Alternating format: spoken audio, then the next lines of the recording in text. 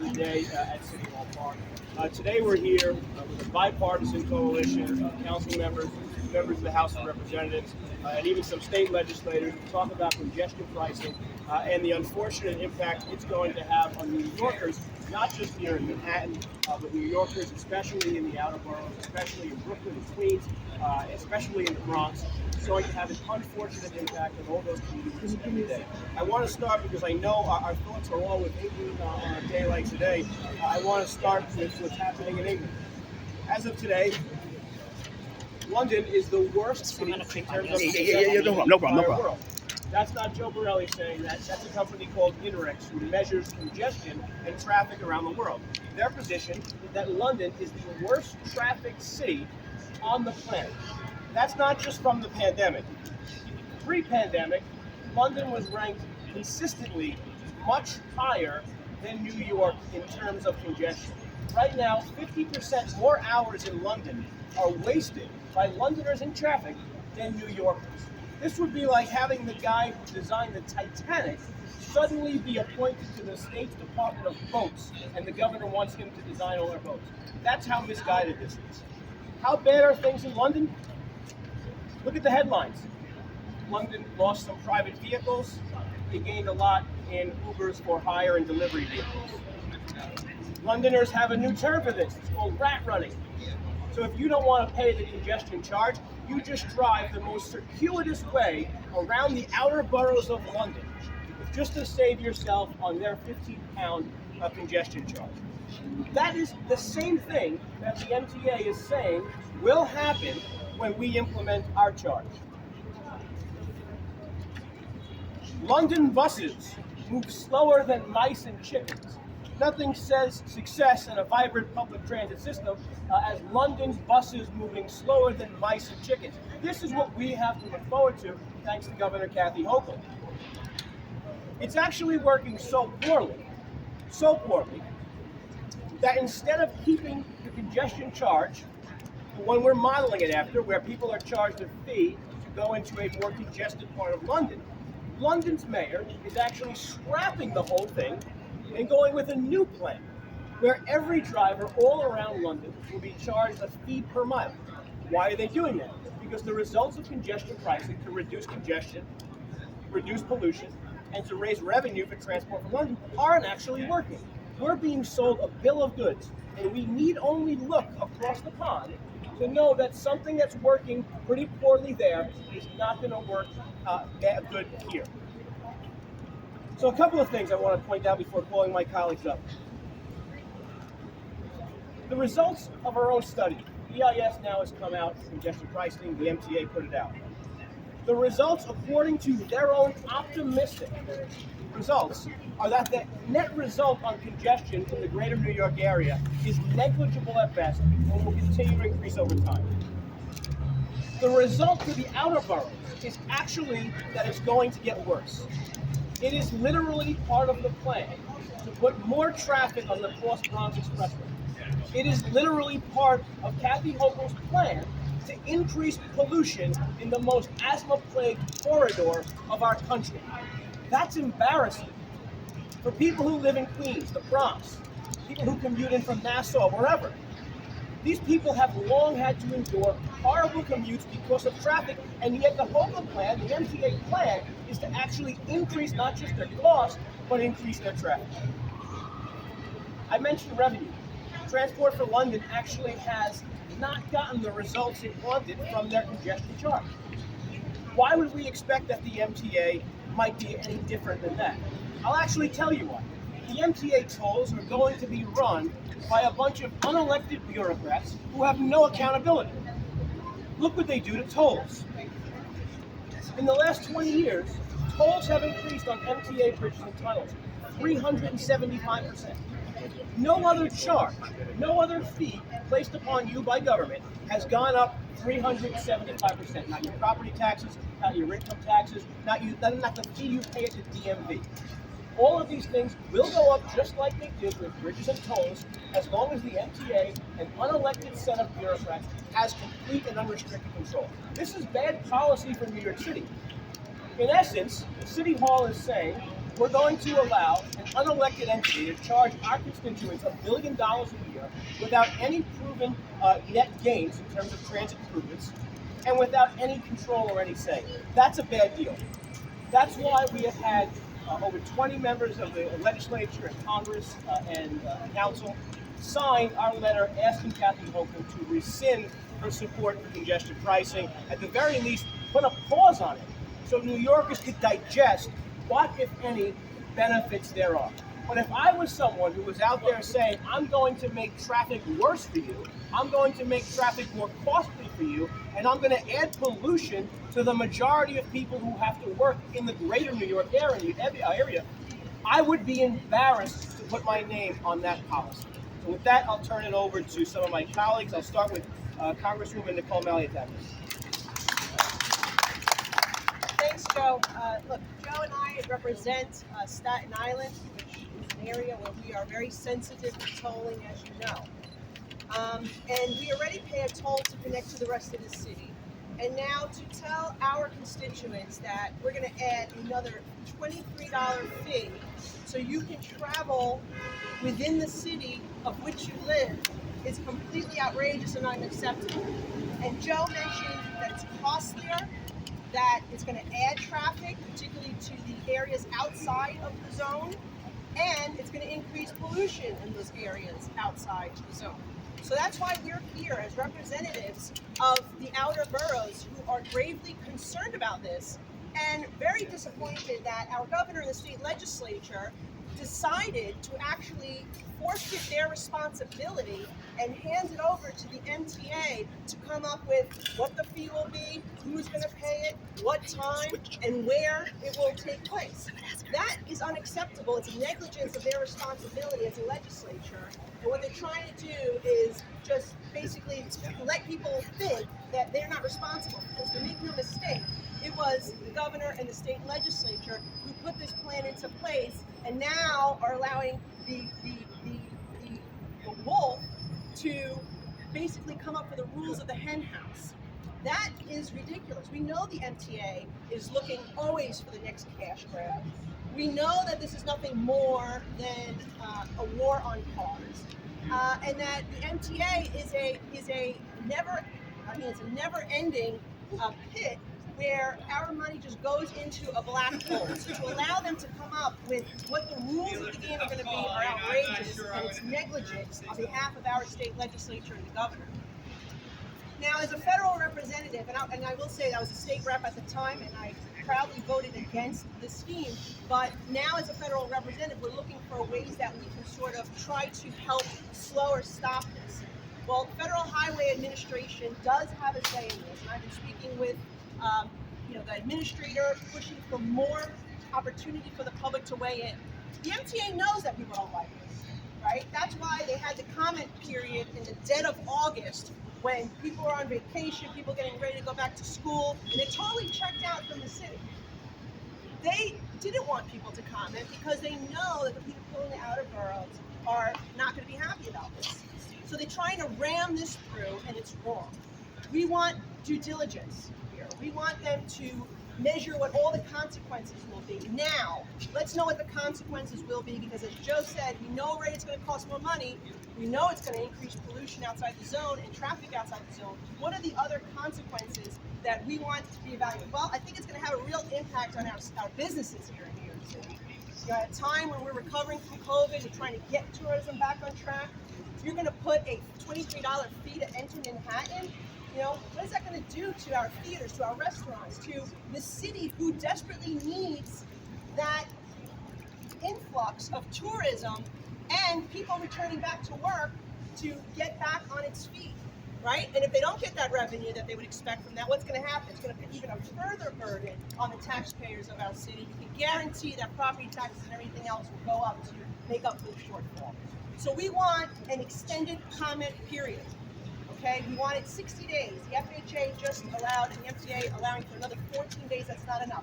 We want full 60 days. Remember, the report they came out with, the EA, is 1,000 pages. Let's give people the opportunity to thoroughly review it and also comment on what their thoughts may be. Secondly, we want a thorough environmental impact statement. Okay, what they chose to do was the EA, which was a shortcut. Okay, because like MTA is trying to ram this through, they really don't want it to do due diligence. We need an environmental impact statement that will completely evaluate, and that should take 2 to 3 years. They were doing it the right way. Okay, and that's the responsibility that they have to the people of New York if they're going to try to ram this through. So we want the Federal Highway Administration to step in and require that EIS from the MTA. And third, we want the governor to rescind this proposal. We want them to reconsider the entire thing. And quite frankly, we want her and the state legislators to come out and rescind their support for this because they're not doing what's in the best interest of the people that they represent. If they think it's okay to increase pollution, increase traffic, and increase costs on their constituents, and maybe they should all be voted out come November. But I thank you all for your time. We look forward to doing what we can on the federal level to make sure that this is done in a thorough way that really lays out all the consequences. I'd rather know now than to find out a few years later. Thank you.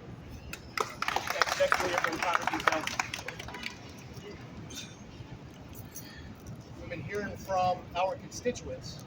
We're talking about how life in New York is becoming less and less affordable.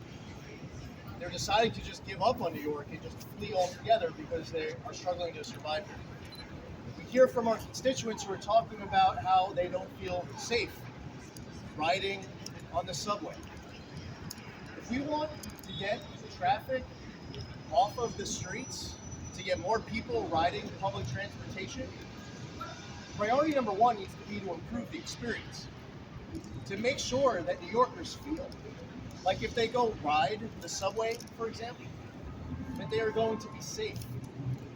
Now, there might be people out there listening and say, well, they feel safe, you feel safe.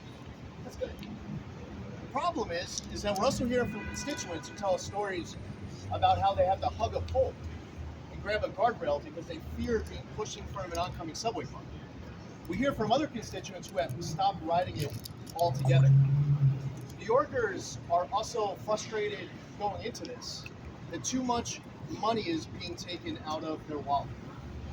So they've already hit their breaking point financially. This is making it worse. If we were to have an MTA that was focused on operating as efficiently and effectively as possible, right up there, priority number one needs to be to improve the experience. It's also amazing how over the years, how much of the reform that was being called for a decade ago still hasn't been done today. I remember writing an op-ed, a to-do list for incoming MTA Chairman Jay Walden. It was about a decade ago. All different kinds of ideas. Overtime abuse, to vendor contracts, to the way the MTA is structured, and more. And so many items on that to-do list for Chairman Jay Walden is still there today, to this day, on the new MTA chair. I believe that it's important for people up in Albany, the governor of the state legislature, to be demanding that the MTA operate at the best of its ability. We should be demanding reforms. We should be demanding that the MTA is improving itself, first and foremost, making the experience safer. Now, as was pointed out by Congresswoman Maliotakis and Councilman Borelli, if you actually play this out, you're going to end up with more truck traffic in the Bronx. You're going to end up with more truck traffic in Staten Island. Some of these small roads in Queens and Brooklyn are going to end up with more cars as these vehicles look for other routes. I get asked, what kind of exemptions do you support? Now, for me, I personally believe that it should be a total exemption. We should just not go forward at all with congestion pricing. But even for people who support congestion pricing, when they're engaging in this debate as to which exemption, if you play it out, the financial estimate of how much this congestion pricing will yield is not accurate. Because you know that there's going to be all different kinds of exemptions. So what's that financial impact? You want more people riding it, you want more money as revenue to the MTA, improve the MTA. On the expenditure side, improve the MTA. On the revenue side, don't hit our constituents, especially in a way that not only it makes less sense economically, but also less sense environmentally. Assemblyman Michael Tanucci. Thank you so much. Thank you to Councilman Borelli and also Congresswoman Maliotakis for organizing this today. And you know, it's mind-boggling to me, absolutely mind-boggling, that at a time when gas is through the roof, at a time when you walk into your local supermarket, the cost of everything is increased. Now they just want to implement another tax just for people who go to work. And it's absolutely unacceptable. Every day I have constituents that contact my office, whether it's in Staten Island or in Brooklyn. They're putting up their houses for sale. They're looking to leave. They can't take it anymore. New York City and New York State have become unaffordable.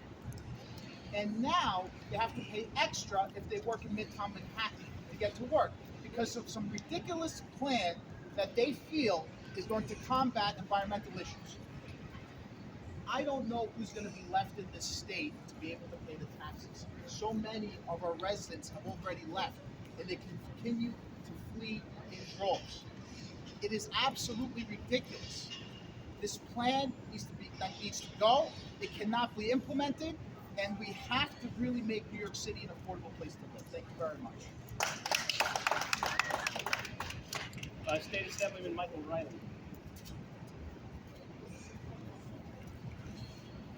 Thank you, Councilman Borelli, Congressman Maliotakis, and all my colleagues here. Listen, I'll reiterate some of the things that were said here by my colleague, Michael Tanucci. Taxes. That's all we keep hearing about. This is just another tax. You know, you talk about the MTA and their funding. Not too long ago, it was about the 2010 New York State budget. They increased taxes in every purchase you make in the Metropolitan Commuter District. 0.375% on everything you buy. Whether that's a real estate transaction, whether that's buying milk, whether that's buying clothes. Has the MTA gotten better since 2010? I don't think so. That alone should show you that this is a piss poor idea. Because what they're doing is pissing your money away. It's time for us to wake up. And you know what? Governor Hochul has an opportunity here. Talk about all these executive orders that governors have signed in the past. Sign an executive order today, halting this ridiculous plan. That's what you need to do. Thank you. City Councilman Bob Holmes. Thank you. And, Joe Borelli, by the way, is an expert on congestion pricing. I read a number of his op-eds. I'm not going to repeat what he said. I'll defer to him. But what's the worst time to do this, to implement congestion pricing?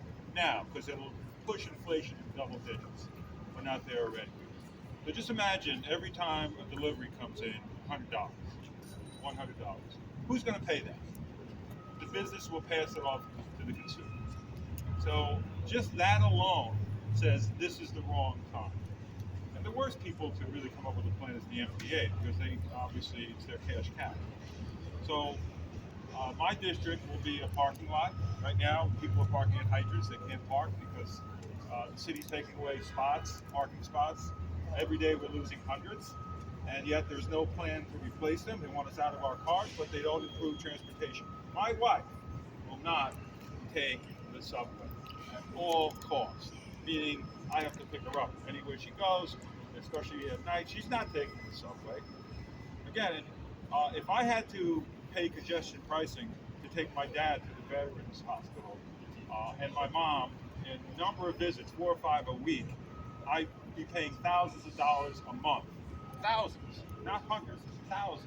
It just makes no sense whatsoever. People in my district, working class and middle class, will bear the brunt of this. Case closed. So that's why the governor's not talking about it so much before the election. But after that, you'll see a regressive tax in the form of congestion pricing and other taxes. And again, that'll just push more and more New Yorkers out of New York City because they can't survive. They can't pay the bills. So again, this makes no sense whatsoever. And you know, there's many things you can do. Look at other countries.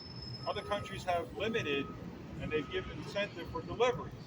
They limit to certain hours where there's no trucks allowed on the streets of their city in certain hours. before delivery. So you figure it out. Do a task force to figure this out before congestion pricing. Thank you.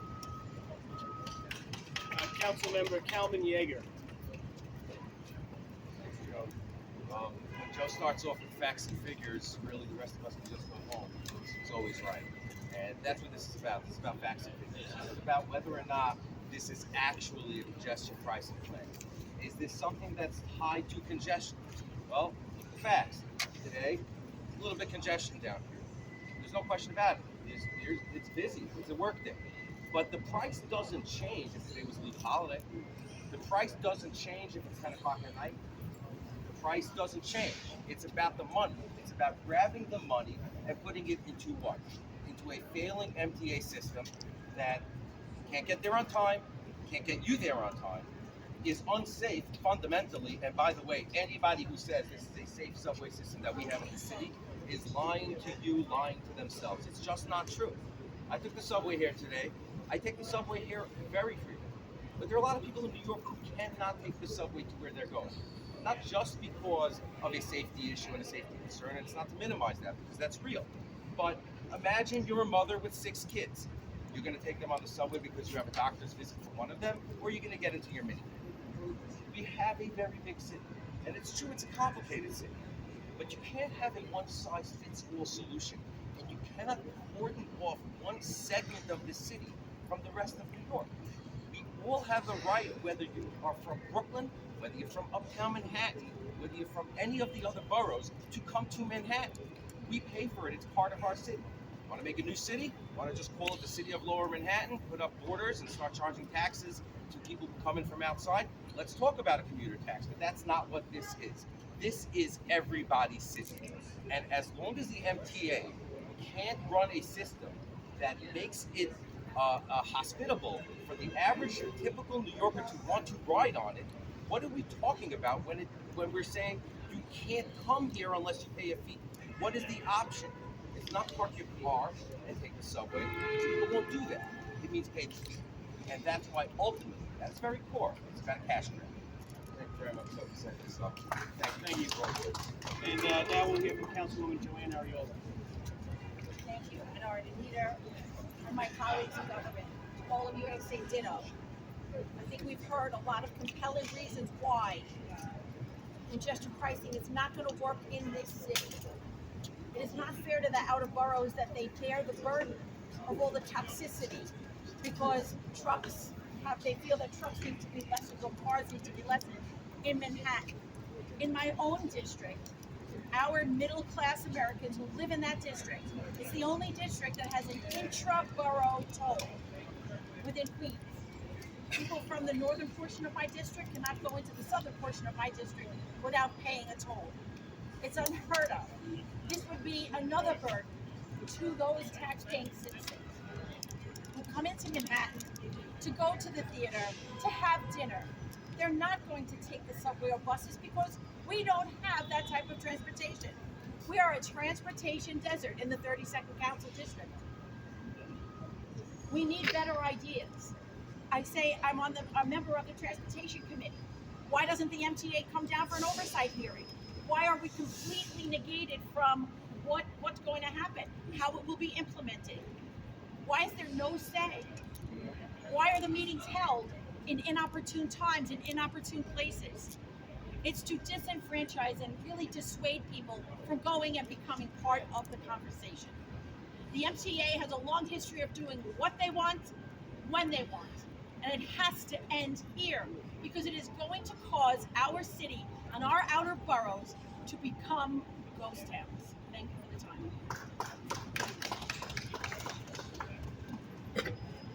Finally, we hear from Councilmember David Carr, and we're also joined by Vito Pacel's representative, David Carr. Thank you, Minority Leader. Thank you, Congresswoman Maliotakis, for gathering all of us together here today in opposition to what can really only honestly be called a racket. This is a racket that's been going on for years, right? We in outer borough communities were told, we're going to build you bridges and tunnels, you're going to pay these tolls, it'll pay for the bridges, and it'll also pay for transit. But for many of the communities we represent, that transit never came, as Councilwoman Ariola was talking about. We got the bridge or the crossing, we got the toll, we never got the transit. And now we're being told that the MTA can't support its transit capital plan. And we're supposed to be sympathetic when they ask us to pay more on top of what our constituents are already paying. It's absurd, it's iniquitous, it shouldn't be happening. It wouldn't be happening if Lee Zeldin were our governor. But the reality is that this is not actually about the people that the MTA is supposed to be serving.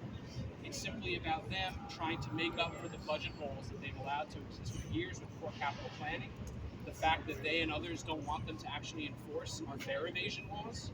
I was reading the other day, $500 million annually is lost because we don't actually enforce our fare evasion laws, and people who are using our transit system are getting away with using it for free with no penalty. That's ridiculous. We have ways that we can help close our budget holes and better fund our mass transit capital needs, and no doubt there are many. But I would like to hear more about what they're going to do for Staten Island, for Southeast Queens, Northeast Queens, the Bronx, before we even consider another charge on our system. And the reality is that congestion pricing plans are supposed to charge people to go into the most to the areas that people most want to travel into based on the numbers. And yet that's been the opposite of what we've had in the last decades, where they charge outer borough communities to come and go from their homes and not to enter into the central business district. So this plan needs to be shelved, scrapped. We need to start from scratch, and I hope Governor Hochul hears us today. Thank you. We'll take questions. We'll make it up to you, I promise. Oh. Yeah, no problem. EIS has multiple plans that give exemptions for different types of vehicles. Some of those plans have no treatment for higher vehicles. But that's exactly what we saw happen in London. We saw a dramatic drop initially, not so much as before, but we saw a drop in the personal vehicle use, and only to be made up by traditional London flat taxis, for hire vehicles, app delivery vehicles. That's why London has worse traffic today. They have for hire vehicles just going into the central business district and operating in there, making up the same lane level. It turns out Miss McGillicuddy still needs to go to her doctor at West Palm, and now she's doing a for hire vehicles. No, but I'm not saying stunt not to do that. No, the legislature, no, Cars that are just taking us. the legislature are cowards. They actually voted to give the power to tax $1 billion a year to a bunch of unelected people who, if I go down Broadway right now, I'll see an MTA SUV driving their asses around. Those are the people who are going to control how much you and I have to pay. I want actually those people, the transit advocates and the MTA brass, to go right with me to the Brooklyn Bridge and find some Jamaican lady who's a home health aide driving a minivan, or find some Dominican guy who's driving a beat-up old Mazda working as a doorman. You tell them that they're privileged. You tell them that they're fancy because they're driving an old beat-up car over the Brooklyn Bridge. This is the kind of garbage that advocates have pushed. Nobody's driving their car over the bridge on a joyride. I don't see any Mustang convertibles with the top down coming over the bridge. I see a bunch of old cars driven by normal people who just have to go to point A to point B for whatever reason. Those are the people Kathy Hochul and the MTA have decided to punish. And that's wrong. Any more questions? No. Yeah. How do you pay for subway segments? So the MTA projects $1 billion a year to generate the ability to bond, say, $15 billion. One calculator down, right? Half of that billion is already lost in stuff we have the opportunity to use transportation revenue bonds off of, which is our fare box. The MTA decided we're not going to enforce fare. That's $100 billion, $500 million right there. Every other way the MTA generates revenue outside of tolls and fares comes through the state legislature. There are property taxes, commuter tax, and budget taxes that go into the MTA. If the legislature had some guts, let's say, and they really needed that extra $500 million, they would vote on it and then go before the constituents, the taxpayers, and say, okay, we're going to fund the MTA. The problem is, as someone pointed out, they've already done that. I was in the state legislature. Every few years, the MTA comes with an adjustment on a real property tax or something and says, this is what we need to save the day. If we just have this one more tax, I promise you transportation will get better.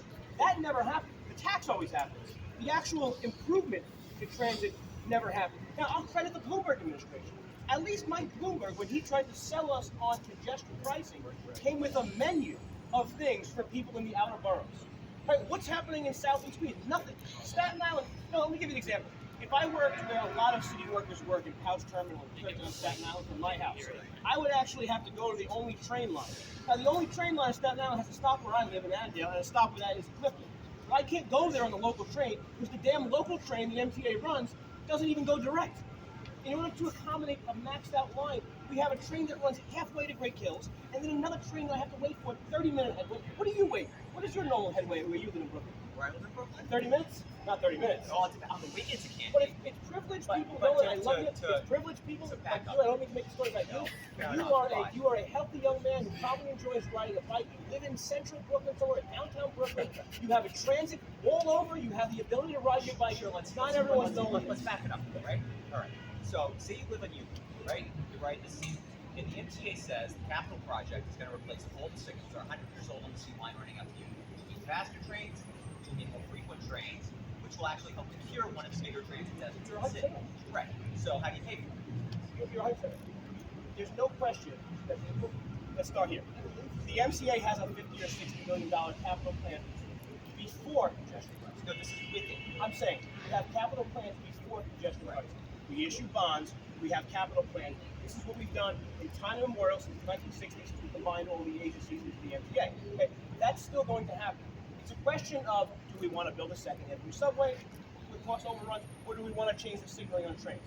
MTA brass has decided that increasing capacity through having less headway by changing the signaling was less of a priority than some of the other big ticket projects. I remember the last governor literally hiring a brass band on New Year's Eve one year to trumpet himself in opening the Second Avenue subway. That's the kind of garbage that we don't need. That's the kind of garbage from elected officials and from MTA management we don't need. Right? I know it's not sexy to fix the signals. It probably isn't on anyone city planning. You know, they're not going to get city planner of the year, engineering of the year award for changing the signals. But yes, that's a project that should take higher priority. It was, if I'm not mistaken, in the last two capital plans over 10 years, and no one made it a priority. So now they're saying, now they're going to blame the lack of transit improvement on the lack of this. I don't. So what is the city council doing to reduce congestion so that you don't even need the congestion grant? Take away the fact that it's a money grant by the MTA. But if the issue is congestion, what is the council doing to regulate traffic or to enforce or to reduce or limit whatever it needs to do? Juliet, I would say respectfully, most things that come out of city council talking to transportation are to regulate traffic by limiting the number of lane miles. Nowhere is there ever incentivize drivers getting out of their cars. Another great example. I mean, I have a 100-car parking lot in my district owned by the Port Authority. I can't even get the MTA to run a bus out of with regular service. But there are plenty of things we could be doing. There are plenty of things we're not. But if you ask them, their solution is, well, if we just end the lanes for paving or make a pedestrian crossing, you want to make traffic. Any more questions? I just want to add to where the money comes from. You know, this was passed prior to the federal government passing the infrastructure bill, which New York is expected to receive $100 million from. So my question to you would be, at what point is it enough? At what point does the MTA have enough money? Because they just received $15 billion from the federal government, and now they're up for grabs. $100 million coming to New York, and they could apply for that money. And that, again, was passed after this congestion pricing. So really, we don't need the congestion pricing. We have that infrastructure pot that could help with some of these capital projects. Any more questions? After having conversations with the governor's office, any indication that she was I think the governor was wishy-washy at the beginning of the campaign about this, and since the election season took hold, she's been crystal clear that she supports things such as something to move forward. I hope she comes here and explains to people who she thinks are privileged enough to afford $23, and explain to them why these people are so fortunate, so well off, so just turning down easy transit access for the sheer hell of it. Explain to them why they should pay $23. I have another question about the environmental assessment. What was your biggest takeaway from the study that came out? And also, My biggest takeaway from what came out in the environmental impact statement was that they put in writing this is going to have a disproportionate impact on low-income families in the outer boroughs. That should be the most shocking thing for anyone in government. Imagine our government, our progressive government, now implementing the most regressive tax we've ever done with no oversight, one that we admit will disproportionately impact low-income people. Again, go back to my Jamaican lady in a minute. Go back to my Dominican guy in a Mazda. Those are the people we're saying, and almost proud to be saying, are going to pay for the privilege of certain people in low income to have some perception that there's less justice. See more? Sorry, so bad.